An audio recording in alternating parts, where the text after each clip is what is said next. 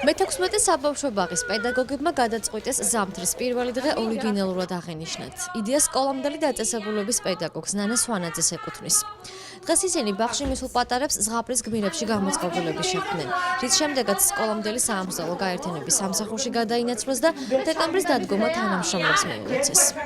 ეს იდეა გამიჩნდა ცოტა ხნის უკან, რადგან ბავშვებთან მუშაობ, ძალიან დიდი სითბო სჭირდებათ მათ, ამიტომ გადაწყვიტეთ ერთი დღე მიგვეძღვნა ბავშვებისათვის, ჩავხუტებოდით მათ და კიდევ ერთხელ მომოფერებოდით, რათა თბილი, საამაყო, მომავალი თაობა გავზარდოთ. მე-16 საბავშვო ბაღს მოვიდა ესეთი იდეა, რომ ახალ ზამთრის შემობრძანების პირველი დღე მიგველოცა ბავშვებისათვის, არა მარტო ბავშვებისათვის, მშობლებისათვის, ყველა იმ კეთილი ადამიანებისათვის, რომელიც გზაზე შეხვდებოდა.